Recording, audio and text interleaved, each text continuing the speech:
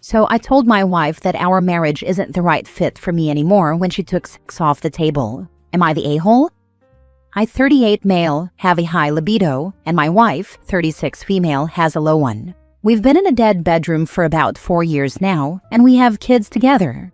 She recently told me she wants me to go to individual therapy to stop making her responsible for my sexual needs. I've tried my best to communicate over the years, but as soon as she said that phrase, I had a deep realization that I'd had it all wrong.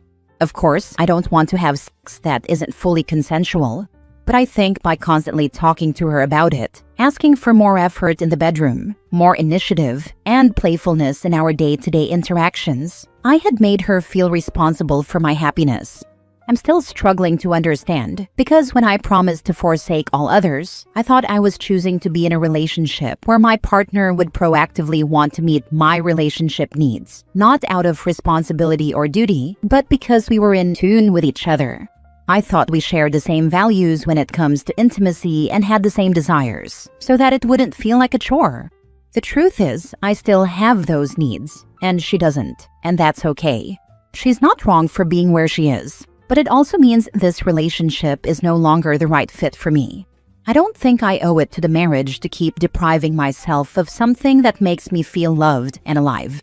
We are in couples therapy, and she proposed taking sex entirely off the table so we can focus our energies elsewhere while I wait for her to regain her sex drive, which she mentioned isn't a guarantee. She says she loves me and loves our partnership as best friends, parents, and romantic partners, but she says sex is off the table. After a few days of mulling it over, I told her that I thank her for being honest with me. I said, "You're not responsible for my needs, but I owe it to myself to be in a relationship where those needs are met. And if that's not possible with you anymore, then this marriage just isn't the right fit for me." I also told her I'm grateful for her honesty about why sex is off the table, because it gives me time to plan the things out. We have a prenup, and we've both worked hard to build our wealth together.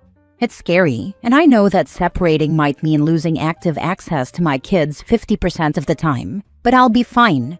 The fault isn't hers, but it's also true that she's stopped being the person I can feel happy and fulfilled with. She has taken this extremely badly. She's made all sorts of assumptions about me and demands an answer as to why I wasn't curious about her thought process behind what she wants us to do. She said I blindsided her, but honestly, I'm not angry with her anymore. She takes issue with the language I used, but I don't see how. She said she doesn't want the blame or responsibility for my relationship needs not being met. And I thought, isn't that exactly what I was doing? I took responsibility for my choices, and sadly, that included choosing her. She's been acting defensive and angry, even when we're discussing the kids rather than our relationship. Part of me thinks she isn't as mature as she makes herself sound. Now for the top comments. She says sex is off the table. Isn't that the entire reason you two are having issues per your characterization? How would removing sex from a sexless marriage even work? Or are you just not supposed to talk about sex? How can you do that since the entire reason you are in counseling is lack of sex? Correct. She said she wanted to stop discussing it because every time it would trigger her guilt and shame. Sounds like entire reason for counseling is OP still wants sex. And so on the first time she said, absolutely, no sex indefinitely, stop asking until I say you can. So he says, okay, divorce then. And she's mad. Like, I don't know how she didn't see that coming. Correct analysis. No therapy needed. All relationships are about compromise. But if one has an absolute position incompatible with another, then the relationship cannot work. You're the a-hole. You've done quite the job of rationalizing this, but everything you've written is wildly selfish and clearly communicates that when it comes to sex, the only thing that matters to you is that you get what you want when you want it. For some reason, you think your interest in frequent sex is a need that must be met, and your wife's need for less sex is an inconsequential whim that should be set aside to fulfill your interests. I don't disagree that you are incompatible. You should definitely divorce. But your way of thinking about this and talking about this is really gross, not to mention the way you talk about seeing your children far less. Her need for less sex is just as valid as my need for more, but those two needs can't coexist in the same relationship. I hope she's able to find someone who has the same sex drive as hers, and I can find someone who is also my right match. Edit. I see my post was cross-posted to the Angel subreddit. I saw a lot of comments wishing for my financial ruin, and lots of comments about child support. Honestly, if that's the only verbal weapon you've got to make someone feel small, I truly feel sorry for you. Not all divorces lead to financial ruin. For context, we are both business owners, through both sets of parents, so things are going to be fine since there's not going to be child support. If anything, it would be from her, if we truly go 50-50, because her business is slightly more profitable than mine. Next story. Am I the a-hole for sleeping with my soon-to-be ex-wife's friend? My wife cheated on me 2 months ago with a guy she met while we were still together and working on the relationship. Now, almost 2 months later, I texted a woman who has a kid in the same class as our kid. I met this woman for the first time in our home because my wife invited her and her kid over to play with our child. They got along decently from what I understood. This woman told my wife and me that she was single and had left the father. Now, mind you, this is all I knew about my wife's and her relationship. I did not know that they had been texting each other a bit since then. Fast forward, I texted this woman after 2 months of our breakup because why not? I thought she looked good and that we could probably just have a good time. After meeting her, we both developed feelings for each other, and while we tried to end it, we couldn't. The woman I met then proceeded to text my soon-to-be ex-wife to tell her that she had feelings for me and that she was sorry but couldn't really ignore them. All the while, my wife is spending every other week with the guy she cheated on me with and had already said she loved him just 2 to 3 weeks after we broke up. We haven't even sold our house yet, and she has already rented a place for herself and him. They're planning a new life together, introducing our kids to him, posting pictures on Facebook where he's holding my kids' hands, etc. Now she has the balls to say that I'm the a-hole? Here's what I'm thinking. Your ex-wife is hoping that the Chad she threw your marriage in the garbage for sticks around. You know, so she doesn't look like a freaking idiot? Something tells me, though, that she isn't all that confident in Chad's commitment to her, so she expected you to wait around like a chump in case she messed up. Enjoy your life, brother, and enjoy the new girlfriend. And don't feel bad for laughing at the self-sabotaging moron, not the a-hole. Exactly this. She's just pissed you aren't sitting by the door hoping she comes home, and she now realizes her safety net is gone. Why is this woman reaching out to your soon-to-be ex and discussing what's happening between the two of you? What exactly was the goal? Not sure about the goal. She was feeling guilty for having a friendly relationship with my soon-to-be ex-wife and a romantic relationship with her friend's ex-husband.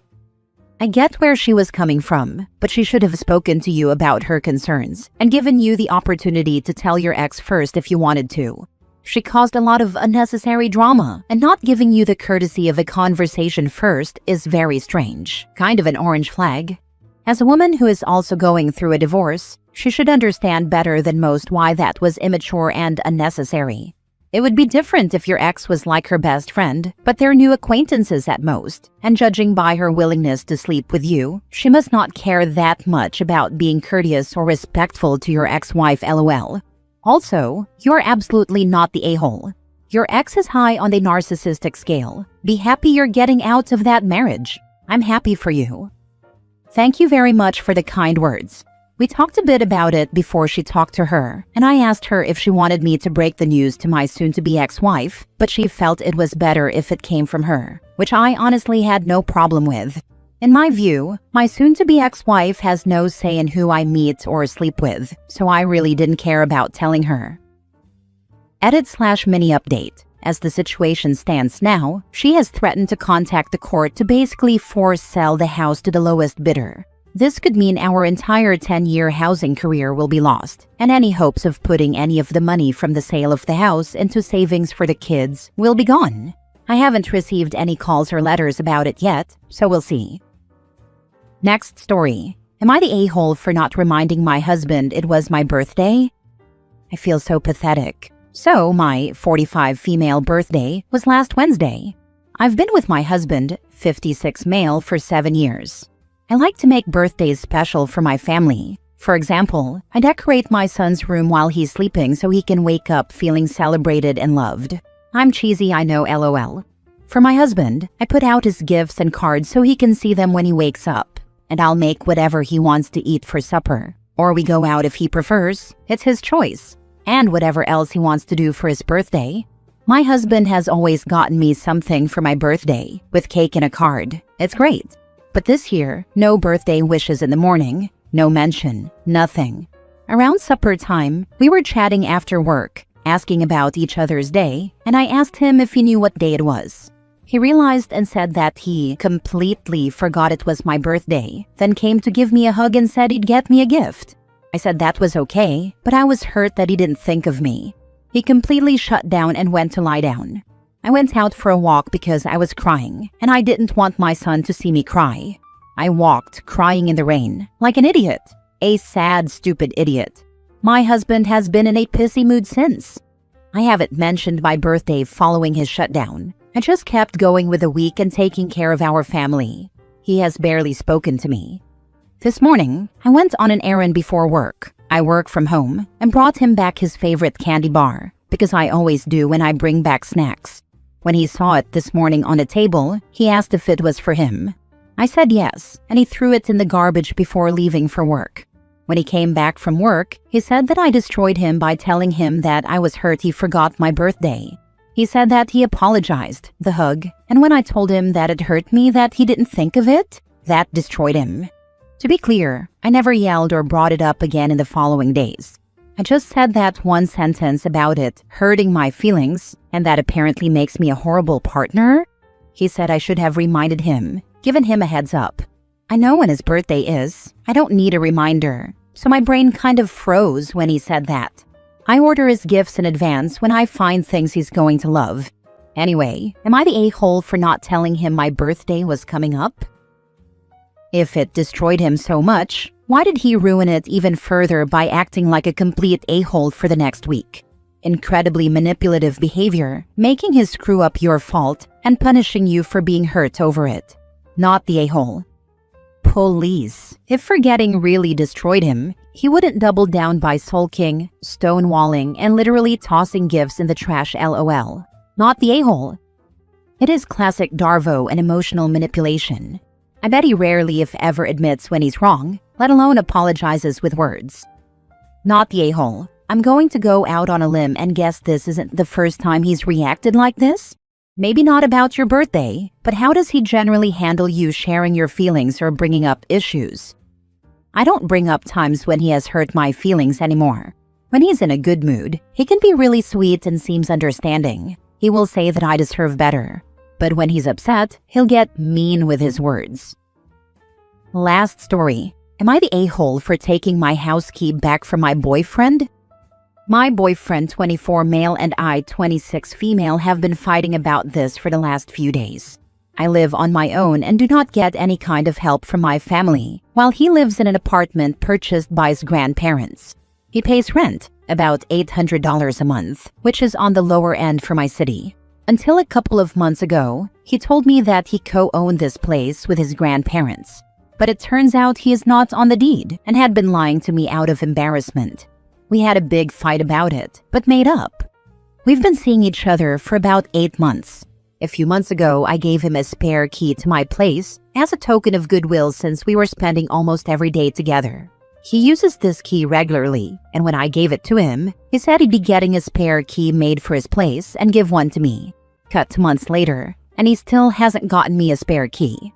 At first, it was an issue with the property manager, that it was too expensive to get. It costs $50, by the way, to have it made, but I suggested just going to Home Depot, which he refused. Now he says he has to get permission from his grandparents, who are hesitant to let me have a key. I have met them multiple times, but they don't like me because he babysat my cats at his place, and they scratched up an old carpet, which I have offered to pay for and replace. I'm exhausted. I hate nagging him to get this done. And if it was an impossible task for understandable reasons, like the homeowners not wanting me to have a key, I feel like that should have been communicated when I gave him mine. I've been telling him for months that if I don't have a key to his place, I don't feel comfortable with him having a key to mine. It feels unequal. He says I'm being unreasonable by wanting to take my key back and acting on emotion, that it's easier to just have keys to one another's places. That's my point, it is. Am I the a-hole for taking my key back since he can't seem to give me a key to his place? This all feels so juvenile to me. I haven't needed to ask for permission from a family member to do anything since I was 17, but I did grow up very independent, so maybe my viewpoint is skewed. The issue isn't that you don't have a key, it's the fact that he's lied to you and keeps avoiding having the discussion as to why he won't give you a key. He lied to you for months about his financial standing and whether or not he owned the place. He doesn't own it, and he will probably never own it. He said he would get you a key, but now keeps giving excuses because he has no ownership and cannot give you a copy. There are more issues in this relationship than a key. Just change your locks and find a guy that's on the same page as you. He's not even mature enough to have an open, honest conversation. I read a post OP made 5 months ago about this guy being jealous of her success at work. This was before she was aware that he had lied about the ownership of his apartment. It seems he's not very motivated or successful in paid employment either, while OP has pulled herself up by her own bootstraps. I had a boyfriend like this. He lived at home with his mother, didn't pay her for any living expenses, and was openly jealous and insecure about how capable I was. I'd been independent since age 16, was studying and in paid employment, and renting my own little flat. He pitied himself because his father had died when he was 8, and his mother apparently treated him horribly. He exclaimed what a great cook I was, and how he'd love to learn to cook like me. I felt sorry for him, let him move into my place, gave him contacts for paid employment. I thought he'd take the opportunity to pull himself up by the bootstraps like I had, but as soon as he moved in, he changed completely. It turned out he'd only planned to pay me a token amount toward household expenses, as he figured I'd be paying those bills anyway if I lived by myself. He did no housework or cooking, and the illusion of us being a partnership evaporated. He was very insistent on going to the social events and amazing fieldwork opportunities I got, but when he got similar opportunities, he made sure to exclude me. Best case scenario, OP's boyfriend is spoiled, selfish, and a bit devious. Worst case scenario, he's deliberately setting her up to coddle and support him the way his grandparents and parents have, so he'll never really have to lift a finger for himself.